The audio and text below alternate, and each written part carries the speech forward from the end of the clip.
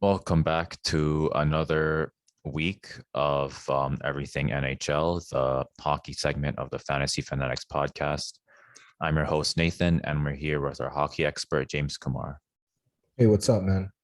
So this week we're going to go over some more signings, and we'll take a look at NHL.com's top 50 defense list. How does that sound? Yeah, for sure. There's a few signings this week. And then, top 50 defensemen for fantasy. We'll just give our input, I guess, where we feel guys should be. And we'll sort of, give our opinion on the rankings. Yeah, for sure. And I guess we'll start with Ducks signing. I think Comtois, Jones, and Mahura. What are your thoughts on that? Okay, so 3 guys got signed. Max Comtois was the Ducks scoring leader last season. He had 33 points in 55 games. He was really solid. He ended up getting a 2-year deal. And then Max Jones, he was okay, only 11 points in 46 games. He still, I guess, has room to grow. He's pretty young. Got a 3-year deal from them.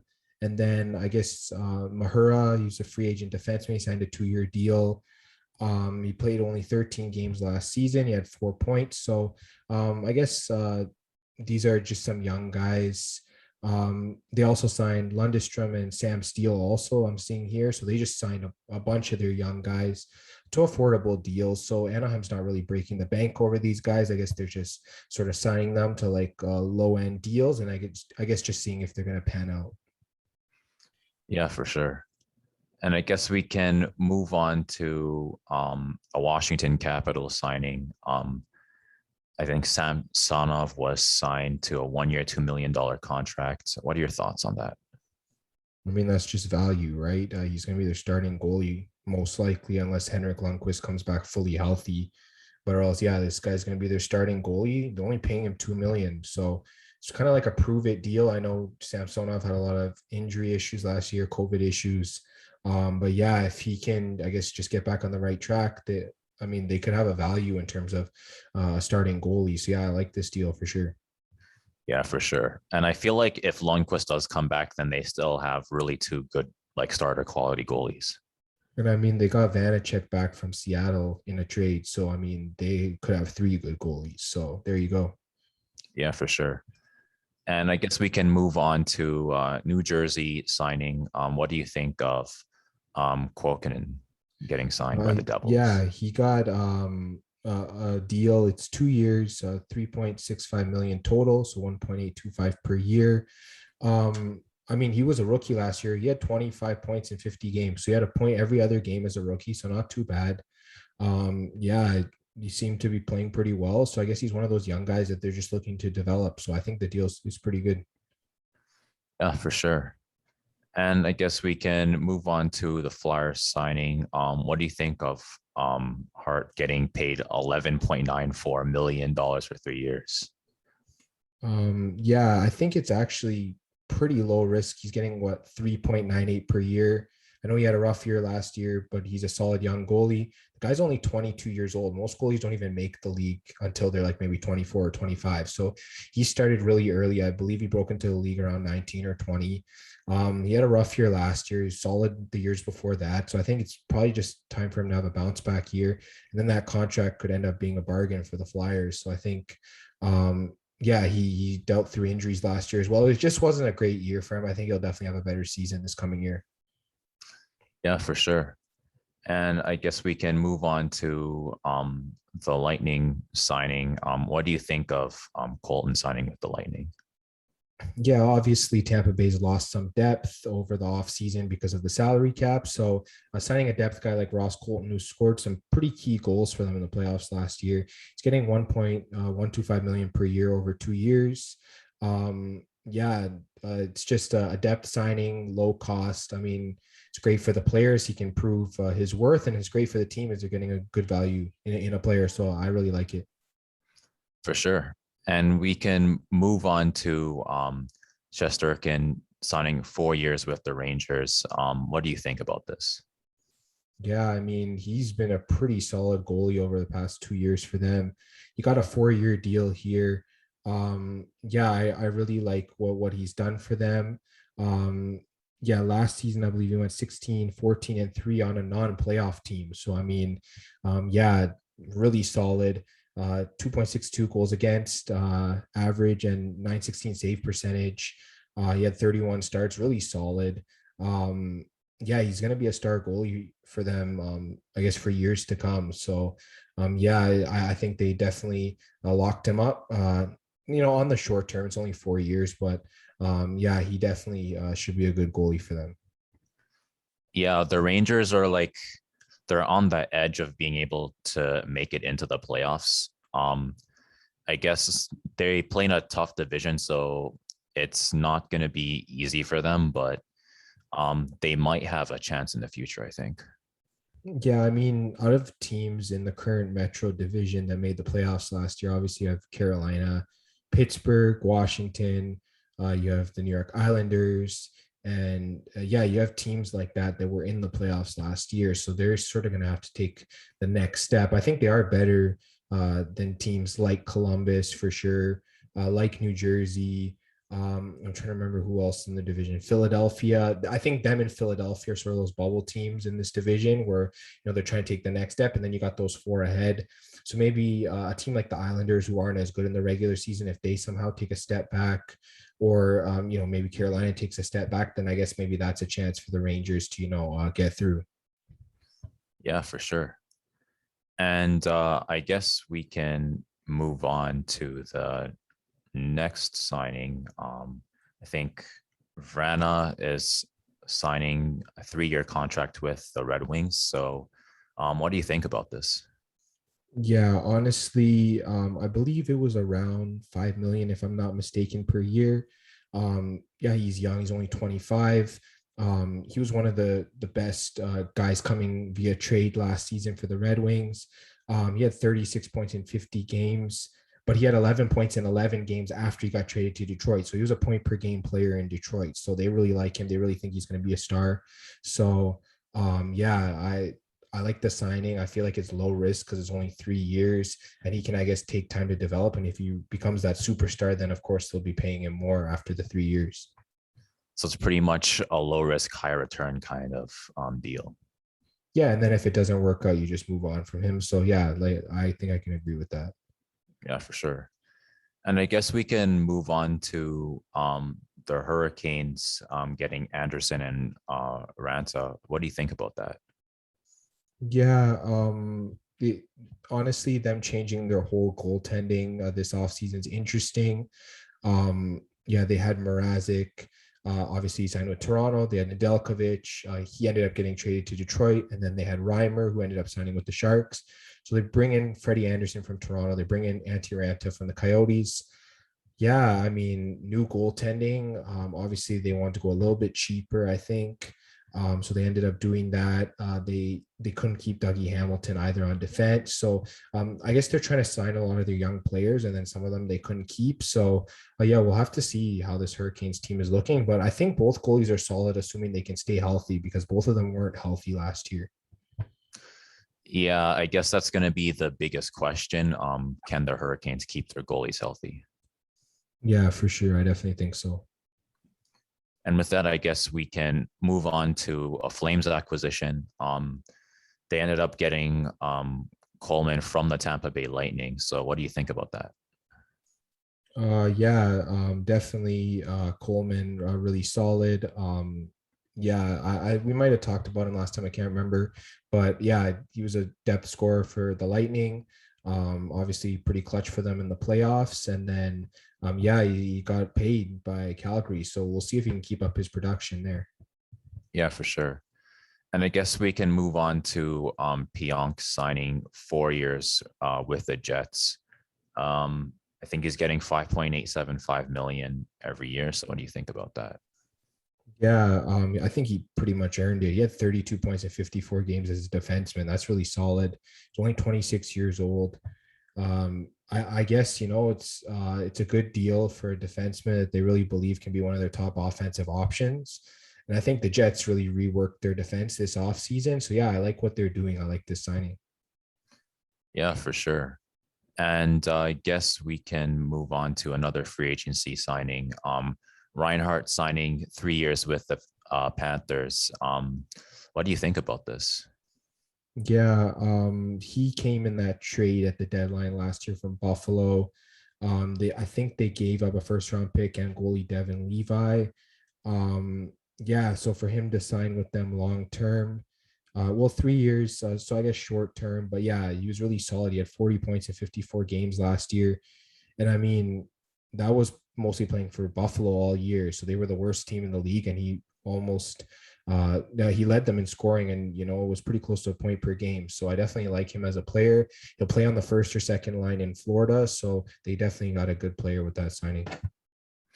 Yeah, and Florida had a really good offense, so it makes their offense even scarier to play against. Yeah, I definitely agree with that. They're definitely a really solid offense. I guess the Battle of Florida this coming season is going to be even better than the last one. Yeah, I mean, with Tampa Bay losing a lot of their depth and then Florida just keep getting better and better, it'll definitely be closer for sure. And I guess we can move on to another Jets signing. I think they ended up getting Cop for 1 year, $3.64 million. What are your thoughts? Yeah, I mean, he had a breakout year last year. Um, yeah, he set career highs in goals, assists, and points. So a really solid 15 goals, 24 assists, 39 points in 55 games. This guy was mostly playing on the third line a lot of the year. So pretty solid totals for the amount of minutes he played.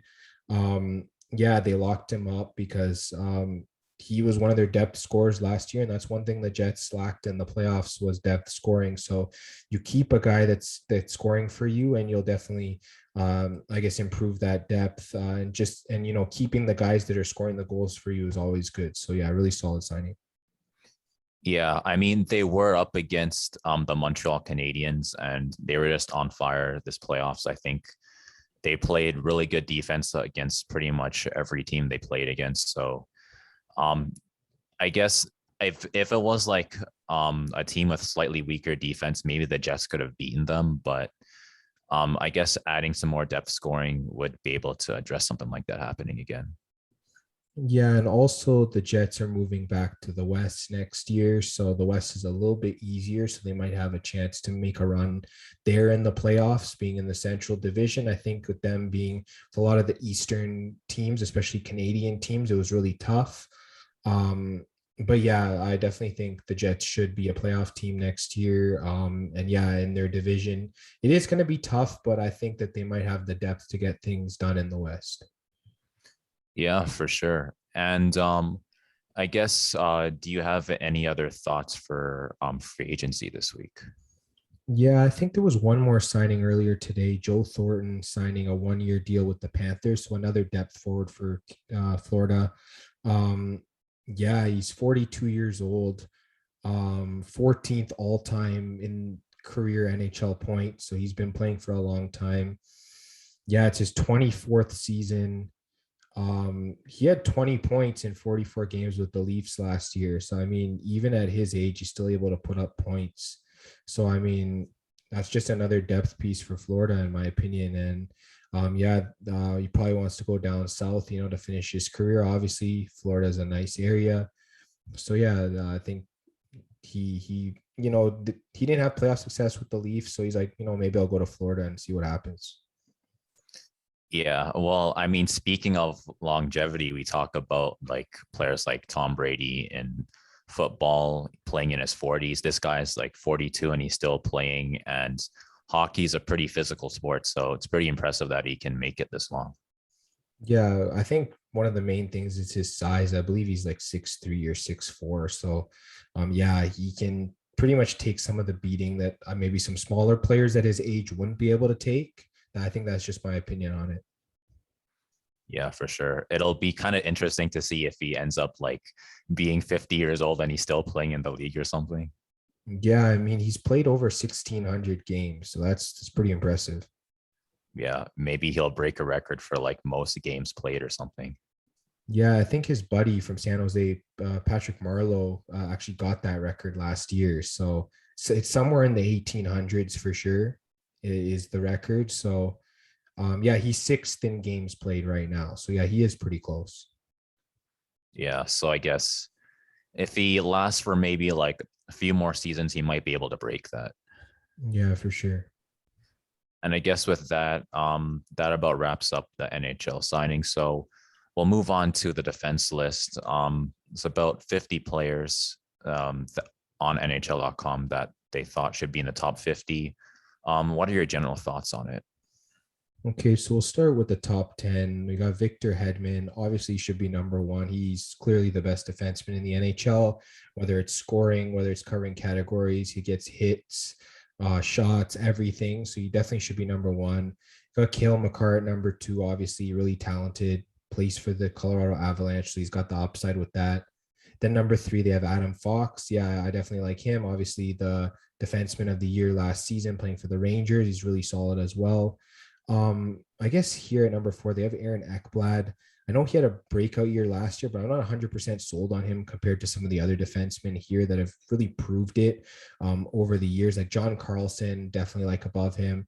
Probably Quinn Hughes as well. The only thing that concerned me last year was his plus minus being really bad. But other than that, Hughes is pretty solid. McAvoy solid as well. Alex Petrangelo, really solid. Dougie Hamilton moving to New Jersey. I guess we'll have to see how that fits him because they don't score as many points. So yeah, maybe you have Ekblad and Dougie Hamilton maybe around 9 or 10. That's just my opinion on that. Oh, Seth Jones is at number 10 as well. Yeah, I guess they're expecting a breakout year from him in Chicago. Yeah, for sure. And I guess what do you think about I guess 11 to 15? Yeah, so we got Shea Theodore here. He could even be in the top 10. I might like him a bit better than Seth Jones because, Vegas a little more high scoring. Morgan Riley, probably around the same as Seth Jones, maybe. Tyson Berry's kind of low, actually. He led to all defensemen in points last year, playing for the Oilers, and he re-signed there, getting to play with McDavid and Draisaitl. I really think that they're disrespecting him a little bit. He could even be in the top 10 as well. We got Miro Heiskanen here for Dallas, really solid. Chris Letang, Pittsburgh, solid. Roman Yossi for Nashville, absolutely. Torrey Krug, St. Louis. Yeah, Darnell Nurse, Edmonton. Here's another low one. I don't know why they're really disrespecting Oilers defensemen, but both Nurse and Barry were top 10 defensemen in fantasy last year, I believe. And yeah, just ranking them both outside the top 10. Yeah, it's really tough for me. I definitely would have them a little bit higher. Obviously, Drew Doughty at 19. Well, I ended up going to the top 20, so I'll just keep going. John Klingberg at 20. Yeah, I guess you could have those two in there. Yeah, I guess for like the Edmonton players, I guess I guess they're looking at both regular season and playoffs. So maybe I guess because the Oilers didn't make it past the first round, they're kind of ranking the defensemen in Edmonton a little bit lower. Yeah, I don't think they should be doing that though, just because fantasy is just for the regular season, right? You just gotta sort of rank players how they're gonna play in the season. That's why I know people say, "Oh, I disrespect this team, disrespect that team," but I mean, I'm not talking about playoffs. I'm just talking about the season only. So, yeah, I definitely think that both Edmonton defensemen should be a little bit higher. Yeah, and like you said, they're a little bit underrated. They didn't necessarily make it out of the first round, but they're still a really good team. Yeah, I mean, we talked about last week. They didn't even have Mike Smith in their top 25 goalies, and I believe he finished as a top 10 goalie last year in terms of stats. So, yeah, the disrespect, I don't know what it is, but the Oilers, just because they don't play well in the playoffs, doesn't mean they're not going to be a good regular season team because they definitely should be as long as they're healthy. Yeah, for sure. And I guess we can go from, I guess, 21 to 27. What are your thoughts on that? Okay, so we got Jacob Chikrin, Arizona. Obviously, they don't expect him to have as good of a year as he had last year. That's understandable because it was the first time he did that, so they ranked him accordingly. Zach Werenski, I actually think this could be a steal because you get Seth Jones out of Columbus now, so Werenski's the main guy. And I mean, if he can get his scoring back on track, he could provide like top 15 value, I feel like. So it's good steal at 22. Thomas Chabot, Ottawa at 23. Jeff Petrie, Montreal at 24. He's also pretty solid. I definitely would probably have him closer into my top 20. Then you got Mackenzie Weegar, Florida. That one's a little bit tough. I don't know if I'd have him that high. He's more of a defensive defenseman. Probably bring him a little bit lower than that. Ryan Ellis, Philadelphia. Obviously, new scenery for him. He should be really solid. And Ivan Provorov, Philadelphia. Both of them should provide equal scoring. And then, that's top 27. Yeah, for sure. And I guess we can move on to, 28 to 33. What are your thoughts on that? Okay, so we got Mikhail Sergachev here from Tampa. It's a good spot for him. He's the second Tampa Bay guy off the board. Definitely like that. Jared Spurgeon, Minnesota. Their captain, pretty solid. He's pretty solid in terms of statistics for fantasy. Got Tony DeAngelo, Carolina. I guess he's more of a riskier draft pick. He's talented in terms of he should be a top 20 defenseman if he's in the lineup, but obviously all the controversy the Rangers have been through with him. We don't know how that's all going to work out in Carolina, but yeah, if he gets playing time, he'll definitely be more valuable than where you're drafting him at. Neil Pionk, we just talked about him, really solid. I might even move him up a little bit. He's really solid. Sam Girard, Colorado, and Devon Taves. I definitely like Sam Girard a little bit better. Devon Taves might move him down underneath some of these other guys, but I think they have him that high just because his plus minus is going to be really good playing for Colorado. Yeah, I feel like I'm not sure how it is in the NHL, but for example, in the NFL, there's players that they kind of, I guess they have a bad reputation. If they're good enough, teams will still try to take a risk on that and hope that they're the team that kind of turns things around for that player. So I'm not sure if it's the same in the NHL. Well, one thing I've seen is Canadian reporters on the NHL will sort of be really high on players from Canadian teams, and American reporters be really low on players from Canadian teams. I've seen that happen. I'm seeing that with this list. It's probably written by some American news writers. So I try to be as least biased as I can. Obviously, no one's perfect, but definitely see guys like Neil Pionk, Tyson Barrie, and these guys. They definitely need to be a little bit higher, even though they're from Canadian teams. Yeah, it seemed a little bit weird to see Pionk at 31. Maybe he should be a little bit higher than that. Yeah, I believe he outscored Spurgeon this year. Obviously, outscored Tony DeAngelo. Provorov had a bad year. So you see what I'm saying? There are a few guys, maybe you might take him over. So definitely. Yeah, for sure. And I guess we can go from 34 to 40. What are your thoughts on those? Okay, so we got Ty Smith, New Jersey. I guess they're just banking on him to have a breakout in his second season, which is understandable. Then they got Matt Dumba, Minnesota, pretty solid. Oliver Ekman-Larsson, Vancouver. Yeah, I think he should have a bounce back here in Vancouver. I think that's a good spot for him. Alec Martinez, Vegas. Yeah, really solid last year. He definitely can chip in different categories. We got Matthias Ekholm from Nashville. Obviously, with Ryan Ellis leaving, it's going to open up more offensive opportunities for him. I know he was really solid in terms of plus minus and hits and stuff, but should chip in more offense this year. They got Vince Dunn, Seattle. I believe this is the first Seattle defenseman we have. So they expect him to be the top offensive option there. I don't know how much I agree with that. I think I know we'll get to Mark Giordano further down here. He might be the guy. So if you're getting a better value on him in the draft, probably take the guy with more value. Then obviously Rasmus Dahlin, Buffalo, they're just expecting a bounce back from him because he had a rough year last year. Yeah, for sure. And I guess we can finish the list off. What are your thoughts on the rest of the list? Okay, 41 Brent Burns, 42 Erik Karlsson, too low for both of those guys. Obviously, the Sharks have not been the best team, but those two guys are so talented offensively. Got to roll them right up the list a little bit. There's no reason guys like Oliver Ekman-Larsson and Alec Martinez should be ahead of these two guys. They're so offensively talented. Brent Burns, he's led the Sharks in scoring before, and Erik Karlsson did the same when he was in Ottawa. These guys are talented. Obviously, they had down years last year, but they can definitely bounce back. They're definitely more talented than a lot of the guys above them. So that's a little low for me. Those two definitely have them in the 30s or the 20s.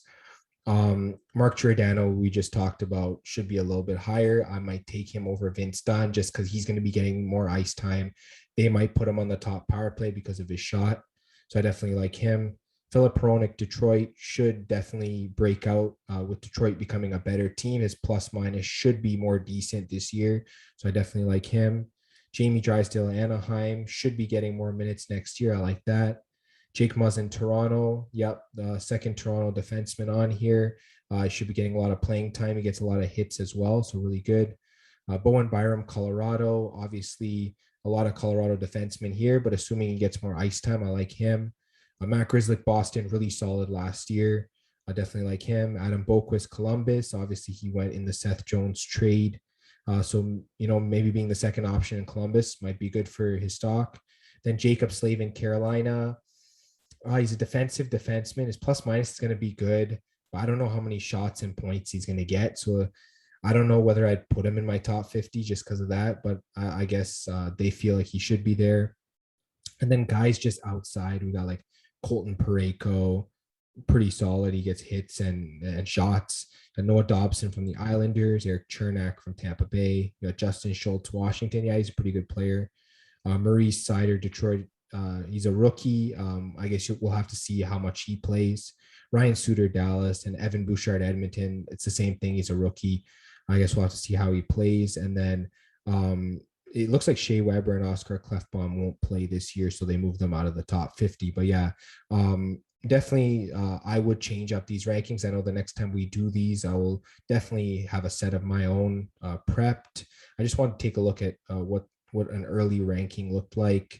And I guess just sort of share my thoughts. But yeah, that's kind of how I feel. Yeah, I noticed you mentioned that Jacob Slavin potentially might not finish top 50 in fantasy this year. So I noticed there are guys like Justin Schultz. That looks a little bit low to me, for example, or even like Parayko or Chernak. So would you put like one of those guys in the top 50 and then take Slavin out?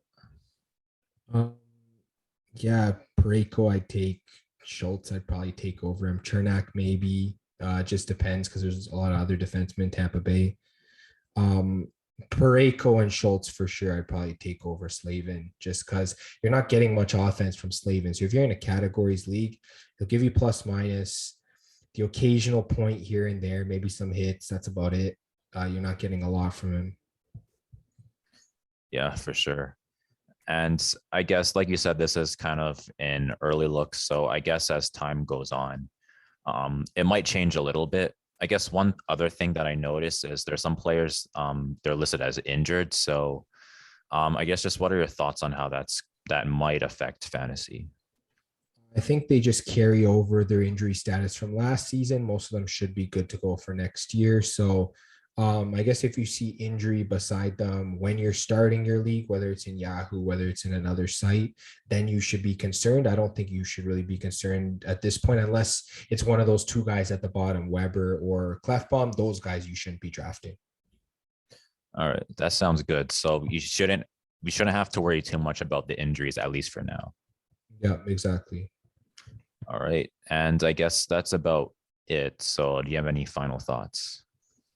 Yeah, I guess in terms of defense, definitely we've talked about taking high-end defensemen early because obviously as you go down the board, it becomes a little bit thin in terms of the high-end production from defense. So I think if just looking at the top 24, we stop like I guess at Jeff Petrie. You want to grab at least 2 or 3 guys in the top 24 if you're in a standard 12-team league. Definitely gotta. I think they're very similar, I guess, to running backs in fantasy football. Within your first 4 picks, you probably want to have 2 of them, just depending on, I guess, how much stock you invest in like forwards or in goaltenders. But yeah, defense has always been one of those things that really helps you in fantasy if you invest in it early. Yeah, for sure.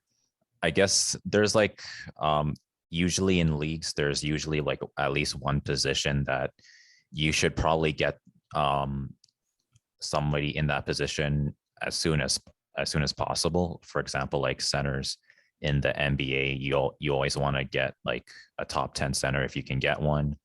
Running backs in the NFL, you want a good running back if you can get one. So defensemen in the NHL, that's another one.